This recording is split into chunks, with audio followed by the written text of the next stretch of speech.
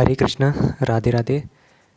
आप सभी को मेरा नमस्कार। स्वागत है आप सभी का हमारे इस चैनल राधे कृष्णा में, जहाँ पर आपको भगवत गीता का सार हिंदी में आपको सुनने को मिलेगा और बहुत ही आसान और सरल भाषा में, जिससे आप आसानी से समझ सकते हैं। तो अब मैं इससे पहले वाले वीडियो में मैंने आपको पहला अध्याय पूरा समझाया था।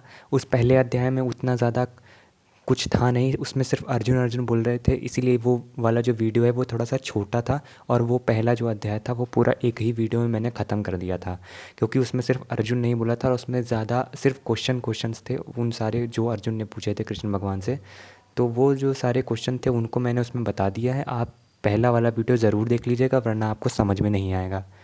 तो जब कृष्ण भगवान, अब पहले तो अर्जुन बोल चुके हैं पूरा, कृष्ण भगवान से पूछ चुके हैं सारे सवाल। अब यहाँ पर कृष्ण भगवान हंसते हुए अर्जुन की तरफ देखते हैं और अपना जवाब देना शुरू करते हैं और अर्जुन को समझाना शुरू करते हैं कि, और वो अर्जुन से कहते हैं कि तुम्हारा जो आचरण है, यानी कि ये जो तुम बिहेवियर दिखा रहे हो कि एकदम धनुष बाण छोड़ करके बैठ गए हो, ये बिल्कुल ही सही नहीं है।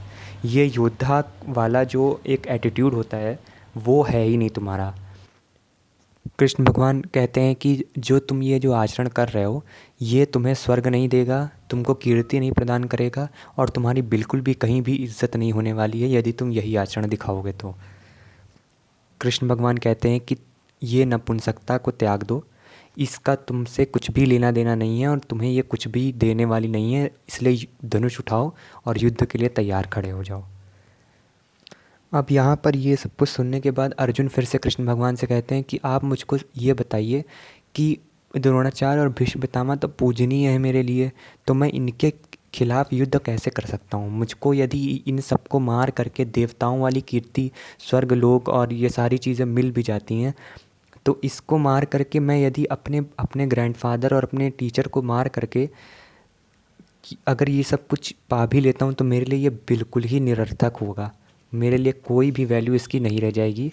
और कृष्ण भगवान से अर्जुन ये कहते हैं कि मैं आपकी शरण में हूँ, मुझको आप ही कोई उपाय बताओ कि आखिर मैं करूँ क्या। यहाँ पर संजय धृतराष्ट्र को समझाते हुए कहते हैं, अब इधर अगली सीन चलने लगता है कि संजय जो होते हैं वो धृतराष्ट्र को समझाते हुए कहते हैं कि निद्रा को जीतने वाले अर्जुन, उनको गुडाकेश भी कहा जाता था। अर्जुन को गुडाकेश नाम मिला था इस वजह से क्योंकि अर्जुन इतनी ज़्यादा प्रैक्टिस करते थे कि वो रात भर प्रैक्टिस करते थे और उन्होंने नींद को त्याग दिया था, मतलब नींद उनको नहीं आती थी। इतना ज़्यादा जुनून था उनके अंदर धनुष बाण चलाने का कि उनके अंदर से जो पूरी निद्रा थी वो पूरी तरीके से ख़त्म उन्होंने कर दी थी और इसीलिए उनको ये नाम मिला था निद्रा को जीतने वाला, यानी कि गुडाकेश। आगे कृष्ण भगवान यही नाम ले करके अर्जुन को संबोधित भी करते हैं, वो भी इसमें आएगा, जब आएगा तो आपको पता चल जाएगा। अब अर्जुन से कृष्ण भगवान ये कहते हैं कि इनके लिए शोक करना है, उनके लिए ना तो तुम शोक कर रहे हो और ना ही पंडितों की तरह बातें कर रहे हो, क्योंकि जो पंडित होते हैं वो ना तो किसी के मरने पर दुखी होते हैं और ना ही यदि कोई व्यक्ति ज़िंदा होता है उसकी दुर्दशा को देख करके या उसके लिए चिंता करते हैं। ना मरे हुए के लिए चिंता करते हैं और ना ही जीवित व्यक्ति के लिए चिंता करते हैं। तो यहाँ पर अब देखिए ये एक शब्द इस्तेमाल किया गया है पंडित। अब देखिए बहुत से लोग आजकल मैं देखता हूँ कि वो लोग जो ब्राह्मण कास्ट के होते हैं उनसे कहते हैं तुम पंडित हो ना, तो पंडित कोई कास्ट नहीं होती है। आप आज से ही ये चीज़ कहना छोड़ दीजिएगा कि पंडित कोई कास्ट होती है। पंडित का सही मतलब होता है ज्ञानी। अब यहाँ पर कृष्ण भगवान ने जो अर्जुन से बोला है वो पंडित का मतलब वो कास्ट पंडित नहीं है, कास्ट पंडित कोई कास्ट होती ही नहीं है, ब्राह्मण कास्ट होती है। तो कृष्ण भगवान अर्जुन से ये कहते हैं कि जो ज्ञानी लोग हैं, यहाँ पर पंडित का मतलब है ज्ञानी, जिनको ज्ञान होता है किसी भी चीज़ का। जैसे मान लीजिए कोई लकड़ी का काम करता है, कोई लकड़ी बनाने वाला, तो वो लकड़ी का पंडित हुआ। तो इस तरीके से कोई यदि कोई शास्त्र पढ़ता है या कभी कोई मान लीजिए कोई मैथ्स बहुत अच्छा है मैथ में, तो वो मैथ्स का पंडित हुआ। तो इसलिए पंडित का मतलब होता है ज्ञानी, मैथ्स का पंडित यानी मैथ्स का ज्ञानी। तो इसलिए यहाँ पर वो कृष्ण भगवान अर्जुन से ये कहते हैं कि तुम ज्ञानियों वाले आचरण कर ही नहीं रहो, क्योंकि ज्ञानी जो है वो ना तो शोक करते हैं मरे हुए लोगों पर, मर जाता है जो कोई उसके लिए ना दुखी होते हैं, ना ही जो जीवित होता है उसके लिए दुखी होते हैं। वो तो कांस्टेंट रहते हैं, हमेशा एक जैसा आचरण। दुख में भी सुख में भी। ऐसा नहीं है कि ना मैं रहूँगा कभी, ना तुम कभी रहोगे, और ना तुम जिनको कह रहे हो कि मैं मार दूँगा ये कभी रहेंगे। ये भी आगे आते रहेंगे, हम भी आगे आते रहेंगे, और तुम भी आगे आते रहोगे, क्योंकि हम सब में बस रही जो आत्मा है वो अजर अमर है। यानी कि आत्मा कभी भी नष्ट नहीं हो सकती। हम सब लोग बार बार बार बार इस दुनिया में आते रहेंगे। अब यहाँ पर कृष्ण भगवान ये कहते हैं कि जो जो लोग ज्ञानी होते हैं, जो लोग पंडित होते हैं, वो लोग इस बात को बहुत ही अच्छी तरीके से जानते होते हैं कि ये आत्मा का ये जो शरीर प्राप्त करना होता है, ये शरीर प्राप्त करती रहती है। और इन लोगों को ये बात मालूम होती, तो ये इसको लेकर के सरप्राइज़ नहीं होते और बहुत ज़्यादा इसके बारे में ज़्यादा सोचते नहीं है कि अरे कोई मर गया, कोई ज़िंदा है, इसका क्यों तो क्या करें। तो इसमें कृष्ण भगवान ये कहते हैं कि ऐसे ही होते हैं ज्ञानी लोग, और तुम वही उल्ट उसका जस्ट अपोजिट कर रहे हो, कि एकदम अज्ञानता भरी बात कर रहे हो कि मैं इनको मार दूंगा और ये हो जाएगा, ये सब मेरे पूजनीय हैं। जो सुख दुख हैं और जो सर्दी गर्मी हम लोगों को लगती है, वो हमारे सेंसेस की, यानी कि इंद्रियां जो होती हैं वो सेंसेस के थ्रू लगती हैं। यानी कि अगर हमारे पास ये जो सेंसेस हैं ये ना हो तो हमको सर्दी गर्मी जाड़ा गर्मी का सुख दुख का एहसास नहीं होगा। तो ये अभी अभी है, तुम्हें ये लग रहा है कि अभी तुम्हारा अंग काँप रहा है, गला सूख रहा है, ये सब कुछ पूरी प्रॉपर तुम्हारे अंदर जो एक डर बैठ गया है वो अभी के लिए है। कुछ देर बाद क्या होगा कि ये समाप्त हो जाएगा, क्योंकि ये परमानेंट नहीं होता। ये चीज़ें टेम्परेरी होती हैं, कि तुमको गर्मी लग रही है, जाड़ा लग रहा है, सुख लग रहा है, दुख हो रहा है। तो इस तरीके से अभी तुम ये सारी चीज़ें छोड़ना बंद कर दो, क्योंकि थोड़ी देर में ये सब कुछ टोटली गायब हो जाएगा। अब कृष्ण भगवान यहाँ पर अर्जुन से एक बात कहते हैं कि दुख सुख को समान समझने वाले जिस धीर पुरुष को ये इंद्रियों के विषय व्याकुल नहीं कर सकते, वह मोक्ष के लिए योग्य होता है। अब यहाँ पर ये एक बात को बहुत ही ध्यान से सुनिएगा। वैसे तो सारी बातें ध्यान से सुनने वाली, लेकिन इस पर थोड़ा सा स्पेशल फोकस करिएगा कि ये जो मोक्ष होता है ये क्या होता है। देखिए, मोक्ष का मतलब होता है, एक होता है कि इंसान जो है वो शरीर को जब त्याग देता है, जैसे मान लो किसी की डेथ हुई, तो वो उसका जो शरीर है वो यहीं रह जाता है, जो हम लोग उसको जलाते हैं, जैसे हिंदू लोगों के यहाँ जलाया जाता है, मुस्लिम लोगों के यहाँ दफनाया जाता है। तो उसके बाद उसके अंदर एक आत्मा बसती है, उसी आत्मा की कृष्ण भगवान यहाँ पर बात कर रहे थे।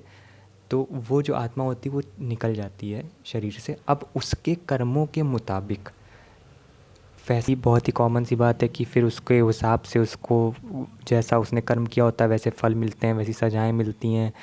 तो यहाँ पर मोक्ष का मतलब क्या होता है कि हर चीज़ से ऊपर उठ जाना। यानी कि हमारी जो शरीर में जो आत्मा बसती है ये टुकड़ा होती है नारायण की आत्मा का, यानी कि जो परमात्मा सबसे जो सुप्रीम गॉड है। जो कहते हैं ना कि एक भगवान है, हिंदू धर्म में एक भगवान, वो कौन है? वो है नारायण। उन्होंने ही शंकर भगवान जी को, विष्णु भगवान जी को और ब्रह्मा जी को बनाया है। ये तीनों होते हैं। जैसे शंकर भगवान की ड्यूटी है पृथ्वी का विनाश करने की, विष्णु भगवान की ड्यूटी है कि अब भक्तों की और पृथ्वी के लोगों की रक्षा करने की, इसलिए वो अवतार लेते हैं हर बार। और जो ब्रह्मा जी हैं वो उन्होंने रचना करी हुई है पृथ्वी की, पृथ्वी को चला रहे हैं। ये सूर्य कहाँ पर चक्कर लगाया, कौन कौन सूर्य के चक्कर लगाएगा, गैलेक्सीज अलग अलग डिवाइडेड हैं, तो ये सब काम ब्रह्मा जी का होता है। तो इसलिए जो यहाँ पर कृष्ण भगवान कहते हैं कि यदि तुम इन सारी सेंसेस की चीज़ों में लगे रहोगे, तुमको लगेगा सुख दुख गर्मी जाड़ा, तुम सोच रहे हो यार आज मज़ा नहीं आ रहा, यार यहाँ पर दर्द हो रहा है, आज नींद आ रही है, ये हो रहा है, वो हो रहा है, आज पढ़ते नहीं हैं, आज ये काम नहीं करते हैं, तो ऐसे लोगों को भगवान कृष्ण ने बोला है कि ये लोग मोक्ष कभी भी प्राप्त नहीं कर सकते, क्योंकि ये लोग ऐसी चीज़ों में लगे हुए हैं जिनका जो छोटी छोटी चीज़ें हैं जो आती जाती रहती हैं, उन चीज़ों में यदि आप लगे रहेंगे तो कभी भी तुम मुझे पा ही नहीं सकते हो। मुझे पाने का मतलब है कि मोक्ष पाना, यानी कि भगवान के अंदर मिल जाना। आत्मा का जिस टुकड़े से आत्मा बनी हुई है, जिस चीज़ से जो सुप्रीम गॉड का एक हिस्सा है, उसी में जाकर के दोबारा मिल जाने को मोक्ष कहते हैं। तो यही कृष्ण भगवान यहाँ पर अर्जुन से कहते हैं, उसे समझाते हैं कि ये सारी जो सेंसेस है इनके चक्कर में तुम मत पड़ो। तुम्हारी ये जो आत्मा है ये नाश रहित है, यानी कि इसको कभी भी कोई मिटा नहीं सकता है कंप्लीटली, बिल्कुल कोई भी कुछ इसका बिगाड़ नहीं सकता। लेकिन ये जिन जिन शरीरों में बसती है, यानी कि एक शरीर से दूसरे शरीर, आज हम लोग इस समय आप लोग जो सुन रहे होंगे आपका ये शरीर है, ये मिला हुआ इस टाइम के लिए 80 साल 90 साल जितना भी आपका लाइफ स्पैन है, फिर आपके कर्मों के मुताबिक फिर से आपको एक नया शरीर मिलेगा। हो सकता हो अमीर घर में जन्म लें आप, या हो सकता हो गरीब घर में जन्म लें, जैसे भी घर में जन्म लें, किसी भी रिलीजन, मुस्लिम होंगे, हिंदू होंगे, क्रिश्चियन होंगे, सिख होंगे, कैसे भी किसी भी उसमें मिले, लेकिन सबके पास एक एक शरीर है। तो भगवान कहते हैं ये जो शरीर है ये नाशवान है, यानी कि ब्लेड लगाया खून बहने लगा, हाथ कट गया, पैर कट गया, पूरा पूरा कंप्लीटली जला दो जल जाएगा, मर जाएगा आदमी। तो अर्जुन से भगवान श्री कृष्ण कह रहे हैं कि ये इस शरीर के को अपने अपने को इस शरीर के हिसाब से मत देखो, आत्मा के हिसाब से देखो। अपनी आत्मा का इस्तेमाल करो, अपनी आत्मा के हिसाब से सोचो, शरीर के हिसाब से नहीं, सेंसेस के हिसाब से नहीं कि आज नींद आ रही है तो पढ़ने का मन नहीं कर रहा, नहीं। आपका लक्ष्य क्या है? आपकी आत्मा, वो शरीर की हरकतें हैं आपकी, कि आंखें बंद होने लगती हैं और थकावट, पैर में दर्द हो रहा है, लेकिन आपकी आत्मा वो नहीं थकती, कभी नहीं थकती। तो इसलिए भगवान अर्जुन से कह रहे हैं कि तुम युद्ध करो, खड़े हो जाओ वापस से। अब ये बाकी की बात मैं आपसे अगले वीडियो में करूँगा, इसको यहाँ तक कंटिन्यू रखते हैं वरना वीडियो ज़्यादा बड़ा हो जाएगा। यहाँ तक सुनने के लिए धन्यवाद। हरे कृष्णा।